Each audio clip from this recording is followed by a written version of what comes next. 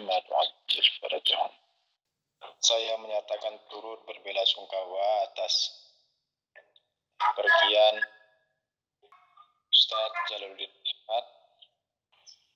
Rafa'ullah maqamah, semoga Allah meninggikan derajatnya. Dan begitu juga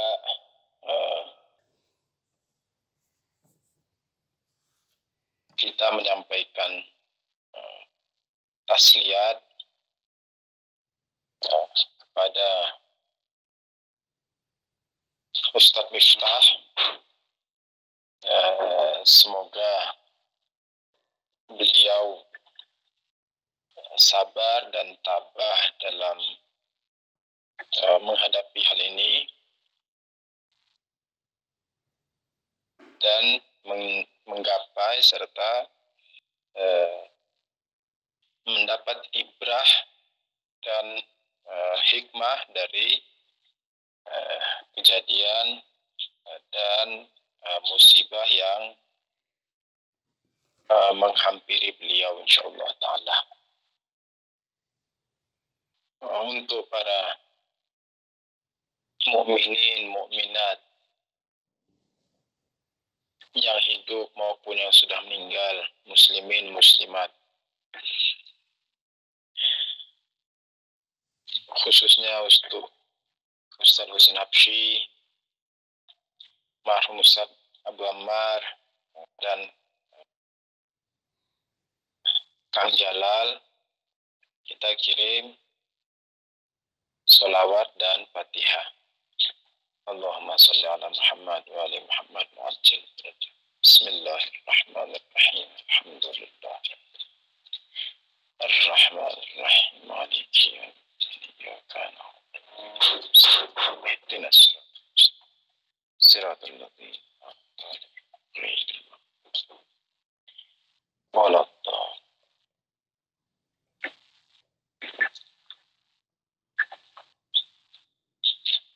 Oke, kita mulai. Bismillahirrahmanirrahim. Qala Amirul Mu'minin Ali alaihi salam, al-'ajzu 'afatun was-sabru syaja'atun waz-zuhdu sarfatun wal bara'u junnatun wa ni'mal gharin ar-ridha.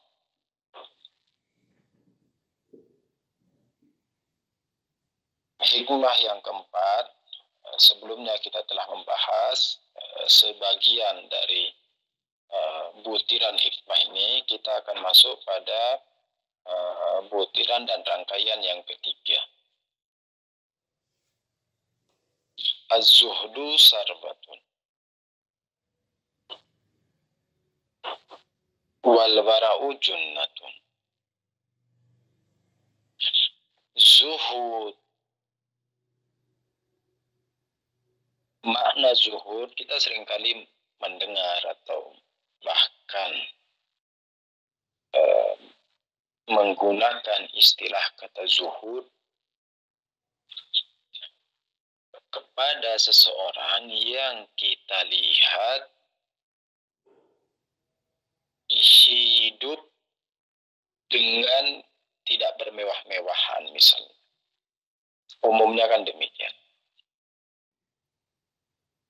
Ini ketika kita melihat seseorang yang hidupnya tidak mewah atau mencukupkan dirinya dengan apa yang ada saja, tidak berlebih-lebihan, kita mengatakannya bahwa fulan ya, zuhud. Ini fulan adalah orang yang zuhud. Namun zuhud itu apa? Zuhud di dalam istilah akhlak, di dalam istilah irfan itu apa? Zuhud di dalam istilah akhlak atau irfan yakni adamut ta'alluq, yakni adami wabastigi, yakni tidak adanya keterikatan dan tidak adanya kebergantungan kepada amri duniawi, yakni zuhud adalah tidak tergantungnya manusia kepada hal-hal yang bersifat duniawi. Zuhud yakni ada muta'alluq ala amrin duniawi. yakni ketika manusia tidak bergantung dan tidak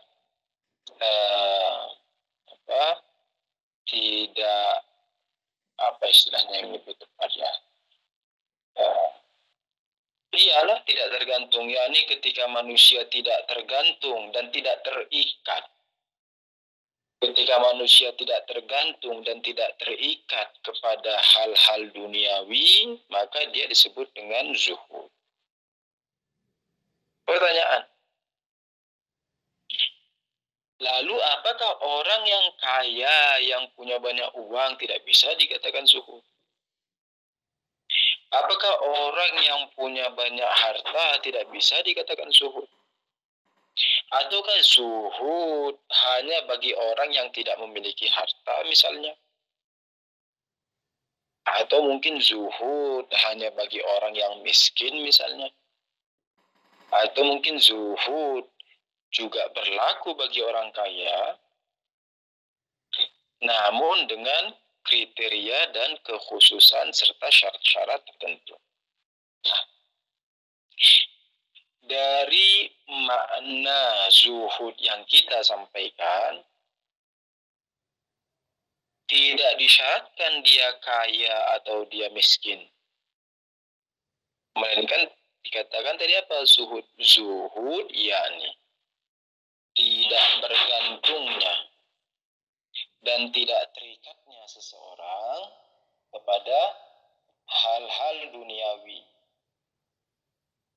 Maka bisa jadi seseorang yang kaya raya, namun dia tidak terikat dengan duniawi. Sekalipun punya banyak harta, punya mobil, punya rumah mewah, punya apalagi perusahaan besar, punya tanah luas, punya ini, walhasil punya banyak harta, punya banyak perusahaan, tetapi dia tidak tergantung dan tidak terikat dengan kekayaannya. Tidak tergantung dan tidak terikat dengan hartanya. Tidak terikat dengan kekayaan, harta, rumah, mobil, apalagi kolam renang, dan sebagainya itu semua. Dan mungkin saja orang yang miskin, sudahlah miskin, tak punya uang, tak punya rumah, tak punya motor, tak punya mobil, tak punya handphone, tak punya fulan, tak punya fulan, tak punya fulan, sudahlah miskin tapi tak zuhud pula. Yani sudahlah miskin tak punya apa-apa masih juga tak zuhud. Misalnya seperti kisah Mullah Ahmad Naraqi dengan seorang darwish. Darwish yakni para pesufi,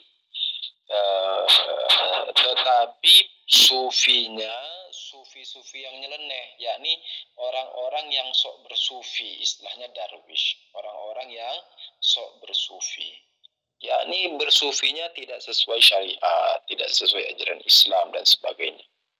Nah, Mullah Ahmad Naraqi pada zaman beliau memiliki kekayaan yang lumayan, rumah besar, mewah. Lalu ibaratnya kalau di zaman sekarang misalnya ya, misalnya rumahnya di perumahan elit, lalu bertingkat 2 misalnya, ada penjaganya, lalu kemudian mobil BMW, kan yang mewah tuh, atau Ferrari kah. Lalu apalagi handphonenya yang tercanggih misalnya, nggak tahu handphone tercanggih apa, walasa. Ala kulihal kaya raya ya nih. Mullah Ahmad Naroki di zamannya kaya raya. Namun beliau dikenal juga sebagai seorang alim ulama, dikenal sebagai seorang faqih. Beliau salah satu karya beliau menulis syarah dan komentar terhadap bukunya Abu Ali Sina, Ilahiyat Syifa, itu salah satu dikomentari dan disyarah oleh Mullah Ahmad Naroki. Jadi beliau orang yang faqih, filosof, arif juga. Beliau menulis buku Mi'rajus Sa'adah, buku akhlak yang hingga saat ini selalu dipakai di dunia Hausa. Jadi namanya terdengar sejagat, seantero, seantero atau seantero. Itu terserah antum lah. Ya ini sejagat lah, sejagat muslimin. Antero kalau tidak salah namanya, seantero. Terdengar seantero. Jadi siapa yang tak mendengar nama Mullah Ahmad Naroki? Ini seorang faqih, seorang arif, terus seorang mujtahid, seorang ulama, tapi kaya raya. Kaya raya banget. Lalu datang seorang darwish tadi. Darwish ini siapa tadi? Darwish tadi yakni seorang sok-sok pesufi, istilahnya. Darwish yakni seorang yang sok-sok pesufi. Lalu datang, gedor rumahnya. Tak, tak, tak, tak, tak. Halo, Assalamualaikum. Waalaikumsalam warahmatullah. Sebagaimana maklum, Mullah Ahmad Naroki kalau kedatangan tamu tanpa berbahasa basi langsung diajak masuk, makan apa semua.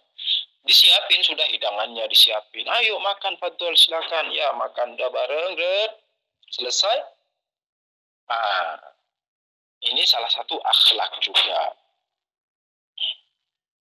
Salah satu akhlak yang para imam juga mengajarkan demikian. Begitu juga kisah kalau nanti antum ikut kelas-kelas tafsir, salah satu kisah di Quran berkaitan dengan menyambut tamu.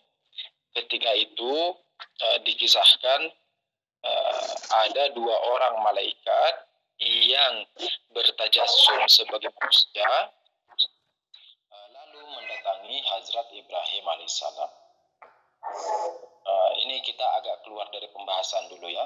Kita membahas tentang akhlak menerima tamu, baru nanti kita kembali ke pembahasan zuhud. Nah, lalu dua orang tadi datang ke Hazrat Ibrahim alaihissalam, bertamu. Malaikat tadi, 2 malaikat yang bertajasum menjadi manusia tadi, mensosokkan dirinya menjadi manusia. Halo, Assalamualaikum. Ya, Waalaikumsalam. Lalu Hazrat Ibrahim tanpa bertanya dulu kamu mau apa, langsung dipisahkan. Fadol, masuk, ayo sini masuk. Capek, gimana, letih, apa semua, langsung meminta kepada orang rumah, istilahnya kalau kita sekarang orang rumah ya, istri kah, atau kalau ada pembantu ya pembantu, walhasil orang rumah lah, minta kepada orang rumahnya untuk menyiapkan makanan. Langsung sembelih kambing, dikebab kambingnya, bakar, kambing bakar, bukan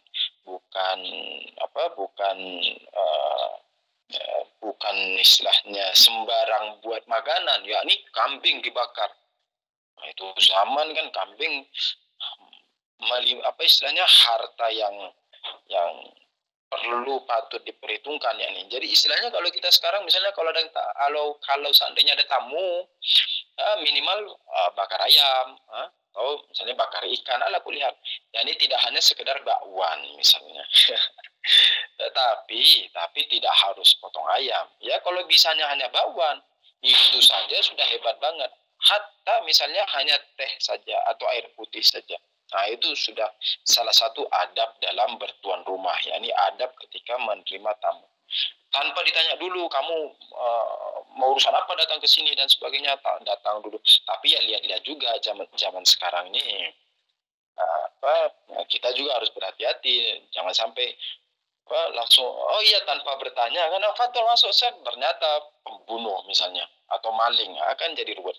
Tapi lihat-lihat juga orangnya, dilihat-lihat juga sepintar-pintarnya. Lalu disuruh datang dan sebagainya, suruh masuk. Setelah makan baru ditanya, kamu dua ini siapa? Ada urusan apa datang ke sini?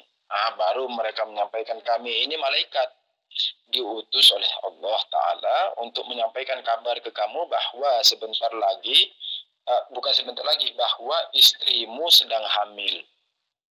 Dan sebentar lagi kamu akan mendapat anak. Pada saat itu Siti siapa? Sarah yang pertama. Pada saat itu Sarah itu sudah tua banget. Dan Hazrat Ibrahim alaihissalam juga sudah tua banget. Istilahnya kalau kita sekarang mungkin usia 70, 60, 70 misalnya. Dan Sarah juga sudah tua. Terkejut, Hazrat Ibrahim alaihissalam terkejut.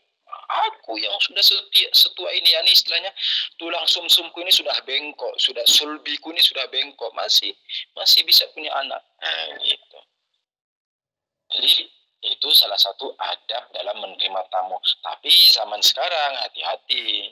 Saya tidak mengatakan kepada antum semua, ya sudah nanti kalau ada tamu, antum tanpa bertanya langsung suruh masuk ke dalam, siapin makanan, ternyata maling, besok-besoknya antum nuntut saya di pengadilan, kan rugi. Bukan, maksud saya bukan begitu. Maksud saya ada adab dalam menerima tamu yang itu mesti dijaga sekalipun dalam kadar terendah. Contoh misalnya dalam kadar terendah, yakni tidak bermuka masam.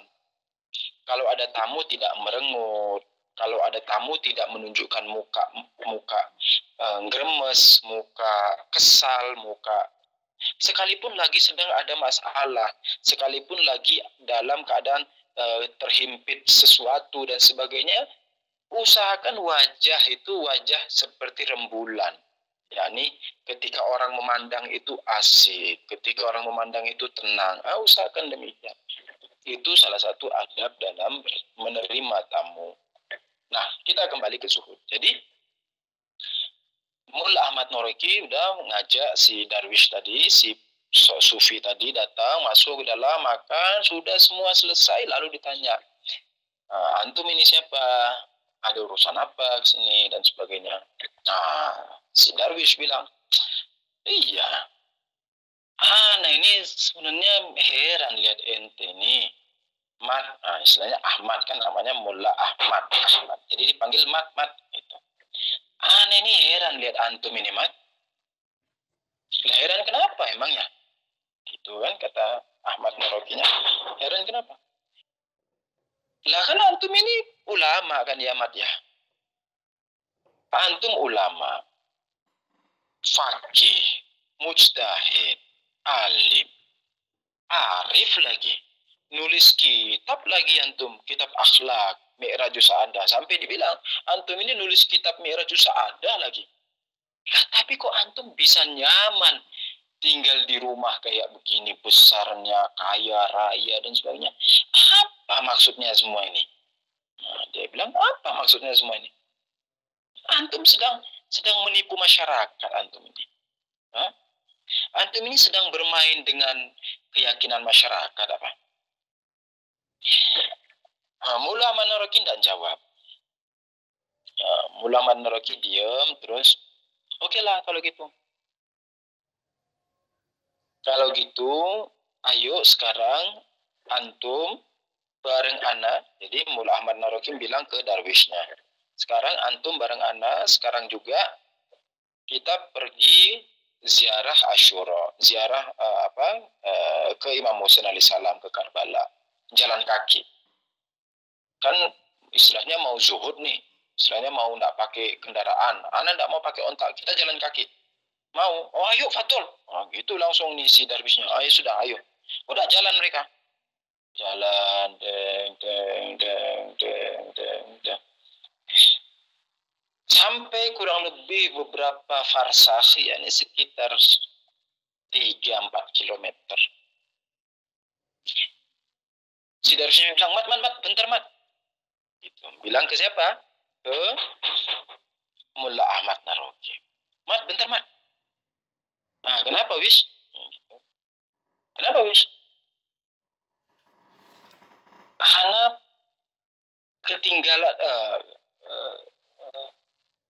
zaman dulu itu kalau seorang petualang itu ada semacam kantung kecil. Kalau antum pernah nonton film-film dulu, film Jaka Tingkir, Jaka lah, walhasil banyak film Jaka dulu di Indonesia itu. Kalau seorang petualang atau seorang pendekar apa gitu, biasanya itu ada semacam sebuah kantung dari karung goni misalnya, apa dari karung beras apa, semacam kantung yang ditaruh di selendangan tangan. Nah, kalau pernah lihat atau bisa digambarkan lah, dia semacam tas, model tas, tapi dari karung-karungan gitu. Nah, istilahnya kise.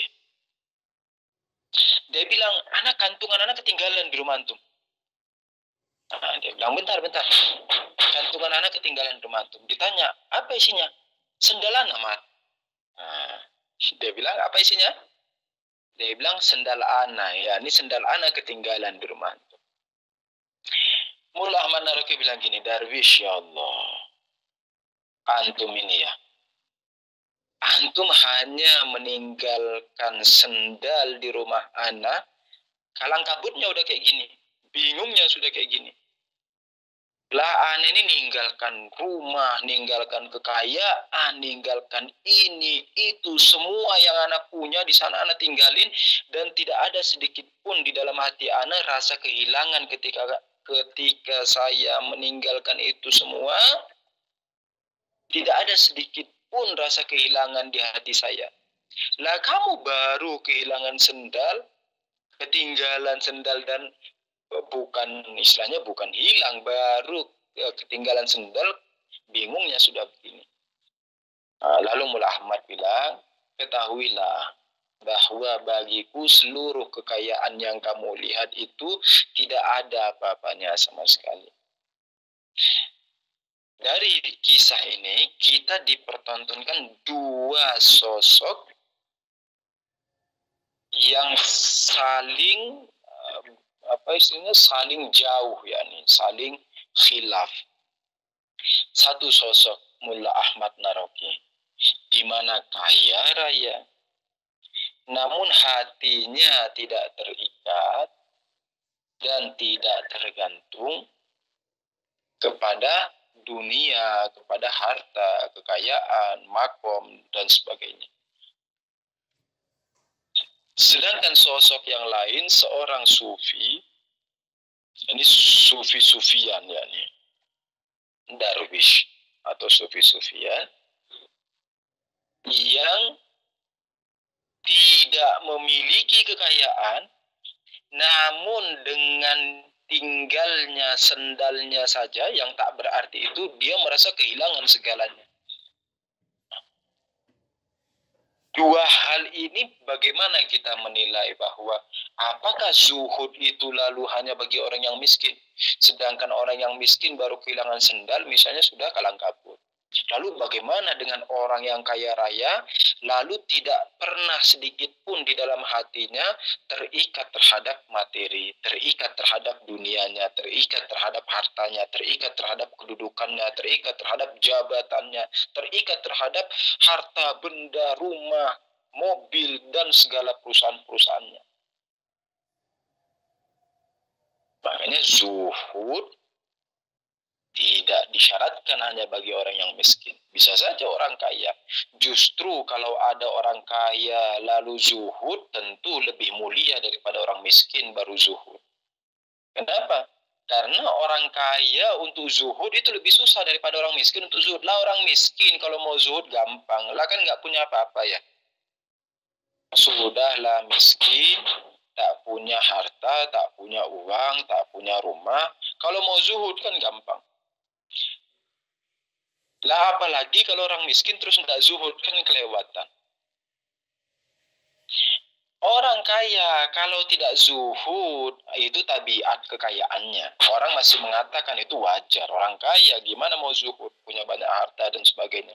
Tapi kalau ada orang kaya lalu zuhud itu kan luar biasa. Lalu bagaimana kita melihat kezuhudan ini? Bagaimana kita menilai kezuhudan ini? Setiap dari kita, jika kita tanya ke dalam hati, yakni tanya ke hati kita masing-masing, kita akan mendapati jawabannya. Hati kita itu akan memberikan jawaban yang benar kepada kita. Apakah kita terikat dengan harta kita atau tidak? Seandainya misalnya mobil kita itu harus kita berikan ke orang demi misalnya besok atau hari ini tiba-tiba Imam Zaman Zuhur Ajalallahu Fardu Syarif lalu bilang, Yusuf, ana minta motormu sini. Ana dalam hati masih nanya, ana kasih ndak ya sama Imam? Nah, kita masing-masing punya jawaban di dalam hati. Yakni seandainya Imam bilang sama kita, Yusuf, ana minta motormu sini, kita bakal kasih atau tidak itu kita tahu di dalam hati. Yakni kalau seandainya besok-besok mobil kita itu dicuri orang, lalu kita menggila akhirnya, yakni seperti kehilangan anak dari induknya, kita kan tahu itu bagaimana terikatnya kita dengan dunia itu, dengan materi kita, dengan harta kita. Sampai satu ketika Alkisah ketika seseorang kehilangan ontaknya, kambingnya, dombanya, begitu sibuknya dan begitu linglungnya, lalu Imam mengatakan, kamu kehilangan dombamu, ontakmu itu sampai sebegitu hebohnya, lalu ketika kamu kehilangan imanmu, kamu tidak heboh gitu. Ajib kamu nih. Imanmu hilang, kamu biasa-biasa saja, tapi ontakmu hilang, kudamu hilang, dombamu hilang, kamu kayak kehilangan dirimu. Nah, kita lupa, kita lalai, kita apa istilahnya, kita salah menempatkan kepada hal apa kita harus bingung. Yani kalau seandainya sesuatu itu hilang, hal apa yang harus membuat kita bingung? Kita salah dalam menempatkan hal itu. Yani yang seharusnya kalau dia hilang kita tidak bingung, kita malah bingung. Yani kalau seandainya besok motor hilang, kita harusnya tidak bingung. Nah, tapi kita bingung kayak mau bunuh diri. Sedangkan keimanan kita hilang, kita tidak bingung sama sekali. Biar aja hilang, tidak apa-apa. Tidak beriman juga tidak apa-apa. Kan gitu kita. Kita salah dan istilahnya salah menilai sesuatu, salah menimbang sesuatu, salah menempatkan sesuatu. Yani sesuatu yang seharusnya dia zat, lalu kita jadikan sebagai arat. Misalnya kalau di dalam filsafat istilahnya demikian. Imam Ali alaihissalam, Amirul Mu'minin Ali alaihissalam mengatakan, az-zuhdu sarwatun. Kezuhudan itu adalah kekayaan. Az-zuhud, alif lamnya alif lam apa? Mahiyah. Yakni apa? Yakni mahiyah dan hakikatnya kezuhudan adalah kekayaan. Loh, kok bisa kezuhudan itu kekayaan, Yusuf? Kita bilang zuhud itu apa tadi kita bilang? Zuhud yakni ketika seseorang tidak terikat dengan materi, kan begitu. Tidak terikat dengan harta, tidak terikat tahta, tidak terikat kekayaan, makom, derajat, jabatan, dan sebagainya. Tidak terikat dengan hal itu. Ketika seseorang tidak terikat, bukankah dia kaya? Kaya itu apa sih? Orang kaya itu apa kaya? Kaya yakni ketika seseorang tidak membutuhkan. Nah, itu kaya. Gani dalam bahasa Arab yakni ketika seseorang tidak butuh maka dia gani, dia kaya. Contoh misalnya. Antum misalnya sudah kenyang banget. Perut sudah full. Masih butuh makan enggak antum nih? Kan enggak. Nah, ketika antum sudah full banget, sudah kenyang, kan tidak butuh makan. Pada saat itu antum dikatakan kaya dalam kenyang. Nah, makanya istilah kenyang itu yakni kaya perut itu yakni kenyang.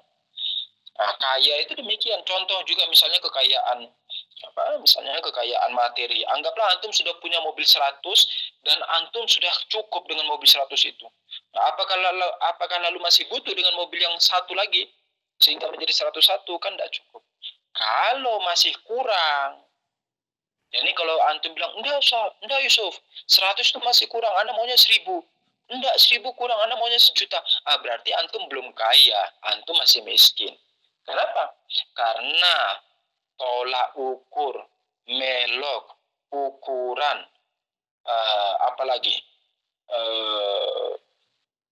me'yor, apalagi, atau misalnya timbangan, ukuran seseorang itu kaya atau miskin itu dari kebutuhannya. Yakni kalau orang masih butuh berarti dia miskin, berarti dia tak punya. Kan ketika orang tak punya berarti dia mau yang ketika seseorang itu tak punya berarti kan dia berharap memiliki. Antum misalnya apa? Tak punya istri. Bagi yang belum punya istri berarti kan mau punya istri. Atau misalnya tak punya handphone, berarti kan mau punya handphone. Berarti apa? Ketika mau punya handphone, berarti antum masih butuh kepada handphone. Berarti antum belum kaya. Tapi ketika sekalipun antum tidak punya handphone, tapi tidak mau handphone, antum sudah kaya di sisi itu. Makanya dikatakan zuhud itu adalah kekayaan. Kenapa kekayaan? Karena kita tidak butuh terhadap dunia, tidak butuh harta. Yani kita tidak terikat kepada harta, tidak terikat kepada materi, tidak terikat kepada jabatan, makom, derajat, dan sebagainya, embel-embel dan sebagainya. Kita tidak terikat dengan itu. Orang mau bilang kita baik, silahkan. Orang tidak mau hargai kita, silahkan. Orang mau bantu kita, silahkan. Tidak mau bantu, silahkan. Orang mau ini, silahkan. Kita tidak ada urusan. Yang kita tahu bahwa kita menjaga diri kita di hadapan Allah Ta'ala. Nah ini ketika orang demikian maka sudah pasti dia kaya. Maksudnya apa kaya? Yakni tidak terikat dan tidak bergantung kepada sesuatu kecuali kepada Allah Ta'ala. Maka sesungguhnya hakikat kekayaan itu ketika kita hanya bergantung kepada Allah Ta'ala. Kebergantungan kita kepada Allah Ta'ala itu adalah hakikat kekayaan kita. Yakni dengan kata lain, kefakiran zat kita kepada Allah Ta'ala adalah kekayaan kita di atas semua makhluk.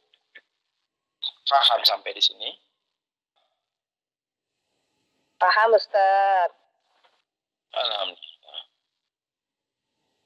Kalau faham syukur, Alhamdulillah.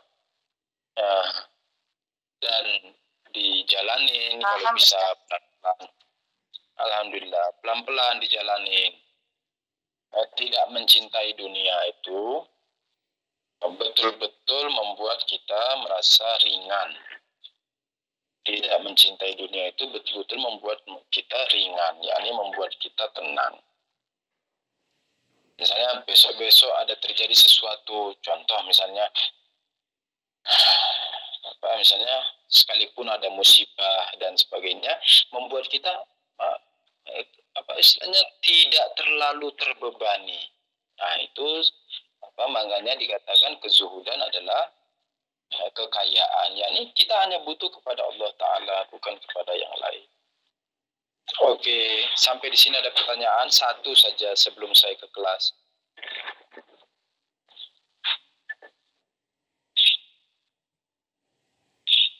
Halo Ustaz, Assalamualaikum. Waalaikumsalam warahmatullahi wabarakatuh. Iya, pernyataan yang sebelum terakhir tadi Ustaz, bahwa kekayaan kita manakala kita hanya bergantung kepada Allah Subhanahu wa Ta'ala. Itu jadi ingat penggalan di dalam surat di dalam doa kumelut itu ya Ustaz ya. Ya sudawa wa zikru sifa wa ta'atuhu hina itu Ustaz ya. Sahih. Benar. Selama kita dalam takwa berarti kita dalam kekayaan. Iya, benar. Tapi memang perlu proses Ustaz. Iya, mesti pelan-pelan. Dilatih, perlu latihan sehingga menjadi malakah dan diri kita, yakni sifat itu berubah menjadi diri kita. Harus pelan-pelan, ya ini dites-tes. Salah satu cara ngetesnya apa? Sedekah. Salah satu cara ngetesnya itu sedekah.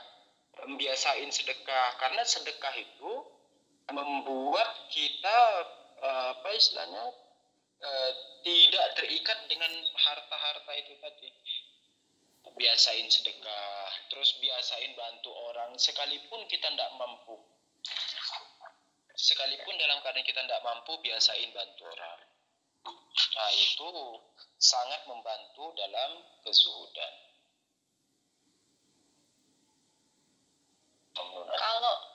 Kalau ini Ustaz, apa ya cara menghadapi orang gitu kan, kita kan tadi kan menjamu tamu, salah satu menjamu tamu aja kan harus dengan apa sih, muka yang tidak boleh masam dan sebagainya gitu.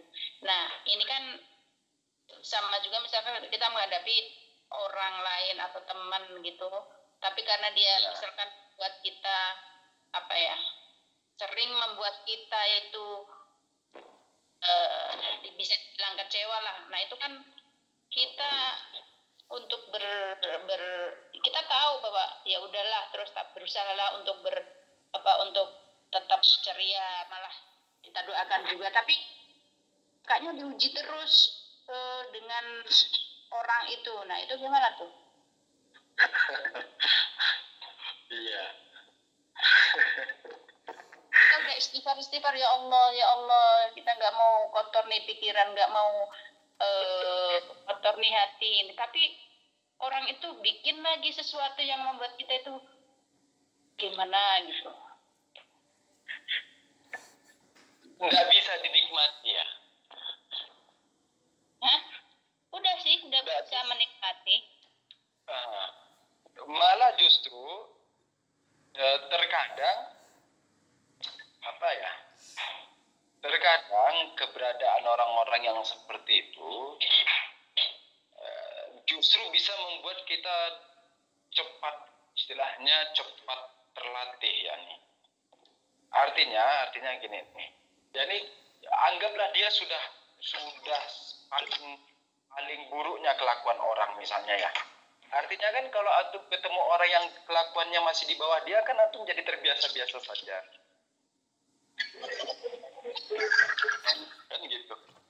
Jadi justru jadikan dia itu sebagai tempat latihan. Membiasakan apa istilahnya? Membiasakan guzash, yakni cheshmpushi, apa ya? Kalau bahasa Arabnya itu tutup mata, yakni menutup mata. Maksudnya menutup mata itu yakni jangan melihat-lihat, jangan mencari-cari kesalahannya. Seandainya dia mempunyai kesalahan, coba ditauji. Kan kita disuruh, imam kan nyuruh kita, seandainya ada saudara kita berbuat salah, imam nyuruh kita mentauji sampai 70 kali.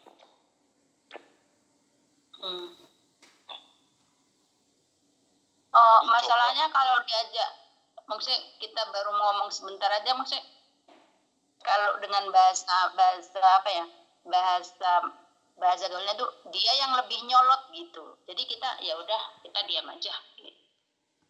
Iya, mending gitu. Kan diam itu kan malah lebih bagus, Bu. Diam itu malah lebih bagus. Biar dia ngeluarin emosinya, enggak apa-apa. Nanti kan dia lihat, loh ini kok aku emosi, kok dia malah diam aja. Jadi justru kita jadikan sebagai latihan. Misalnya ada teman yang suka marah-marah, sekalipun kita di beberapa riwayat-riwayat kita disuruh memilih sahabat. Nah ini kita tidak boleh bersahabat ke semua orang, jadi harus pilih-pilih juga. Karena bagaimanapun ketika kita sering bermain dengan penjual parfum, maka badan kita itu akan terkena wangi parfum tersebut, kan gitu. Begitu juga kalau kita punya teman yang misalnya kelakuannya tidak baik dan sebagainya, itu akan berpengaruh ke diri kita kalau kita tidak kuat. Ini kalau kita tak kuat itu bisa berpengaruh. Makanya di dalam syariat kita juga disuruh untuk memilih teman. Malah tidak boleh berteman dengan orang yang misalnya suka mencuri, menggibah dan sebagainya. Jadi harus pilih-pilih teman. Namun jangan lalu menjelek-jelekkan dia. Kita tidak punya hak untuk menjelek-jelekkan dia. Jelas, Bu? Jelas. Kalau kan kita kan mengambil sikap diam gitu ya. Nah, itu kalau dikaitkan dengan mendiamkan, apa tuh yang hadis tidak boleh mendiamkan sampai 3 malam ya? Itu lain hal. Maksudnya mendiamkan itu yakni memutus silaturahim.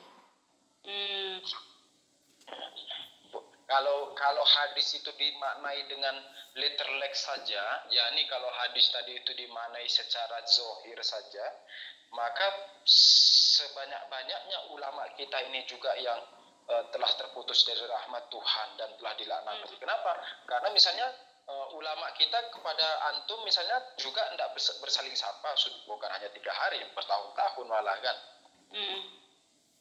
Jadi maksudnya bukan demikian, yakni memutus silaturahim. Nah, tapi kan kita tidak memutus silaturahim.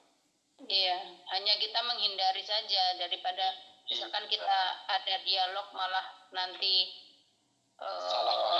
salah paham lagi, gesekan lagi. Jadi mending kita diamkan aja kan. Tapi kan dalam doa kita sebut namanya, kita doakan dia kan. Sahih. Ya itu sudah tepat. Metode itu sudah tepat. Syukran, Ustaz. Oke. Afwan. Ana mohon pamit. Bila taufik wal hidayah. Assalamualaikum warahmatullahi wabarakatuh. Pertanyaan Ustaz, boleh satu lagi Ustaz? Fadhol. Sedikit aja. Ini mengenai zuhud tadi.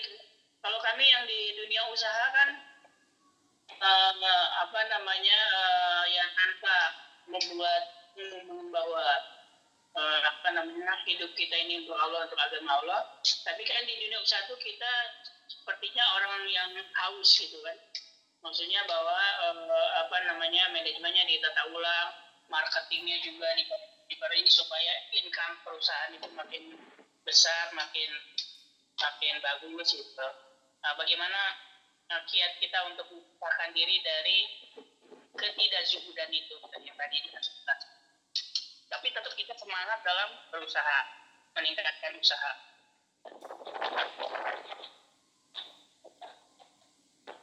Sudah?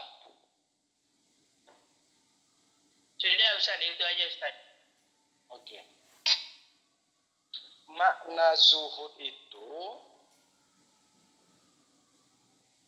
bukan berarti lalu kita harus ceroboh atau misalnya kita harus boros, tidak.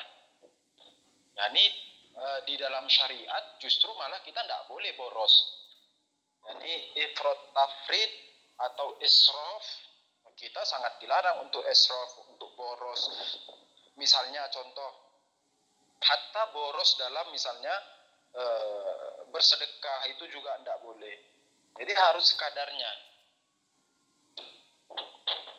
Dan juga tidak bisa dimaknai bahwa kalau mau zuhud berarti kita jangan mengejar dunia. Tidak bisa. Karena kalau gitu, saya mau zuhud, saya tidak mau kerja lagi dan sebagainya. Justru para imam melaknati, para imam memungkiri hal itu, para imam menentang hal itu. Jadi kita harus makanya Syiah ini salah satu syiar atau ciri khas Syiah ini yakni amrun bainal amrain, yakni kita tidak di kanan dan tidak di kiri, melainkan kita di tengah-tengah. Yakni bagaimana seseorang itu zuhud tapi dia hidup dengan secara profesional. Dia punya usaha, dia kembangkan dengan baik, dia manajemen dengan baik, dia atur dengan baik, tapi tidak pelit. Nah itu, tidak pelit. Kalau ada ikhwan yang butuh pertolongan, selagi dia mampu, dia bantu. Nah, dan juga tidak pelit, namun juga tidak boros, yakni menghambur-hamburkan uang dan sebagainya. Nah, tidak demikian. Jadi memaknai zuhud itu yakni tidak terikatnya kita kepada dunia, yakni tidak cintanya kita kepada dunia. Seandainya besok imam bilang, Yusuf, Ana minta uang kamu misalnya $1.000, tanpa pikir panjang ini imam siap. Kalau mampu yakni. Itu kita baru dimintain uang $1.000 misalnya. Kalau terus imam minta nyawa kita gimana? Nah, jadi zuhud itu tidak dimaknai sebagai tidak profesional, tidak. Jelas, Pak Riza? Iya, jelas Ustaz. Jadi maksudnya dengan zuhud justru kita harus terpicu semangat untuk berusaha semaksimal mungkin, seprofesional mungkin, karena usaha itu sarana menyiapkan satu mangkok air yang kita akan kirimkan ke imam zaman. Kira-kira seperti itu gitu. Sahih. Namun kita tidak terikat dengan harta-harta itu, tidak sama sekali. Jelas? Mas Kurin, Ustaz. Ana mohon pamit dulu ya, mau ke kelas dulu. Semoga antum semua dalam keadaan sehat, afiat, dan dalam lindungan Allah Ta'ala, serta dalam wilayah Ahlul Bait alaihissalam, insyaallah. Nah, mohon doakan juga kita orang di malam Jumat pertama ini, di dalam malam Rajab, Lailatul Ragaib, dan juga untuk guru-guru kita, ulama kita, Imam Khomeini, Rahbar, Imam Zaman, Ayatullah Bahjat, Ayatullah Misbah Yasri, Allamah Hasan Zodeh, Allamah Tabatabai, untuk marhum Ustadz Husain Habsyi, marhum Ustadz Abu Ammar, marhum Ustadz Jalal, dan juga keluarga-keluarga kita. Bila taufiq wal hidayah, assalamualaikum warahmatullahi wabarakatuh.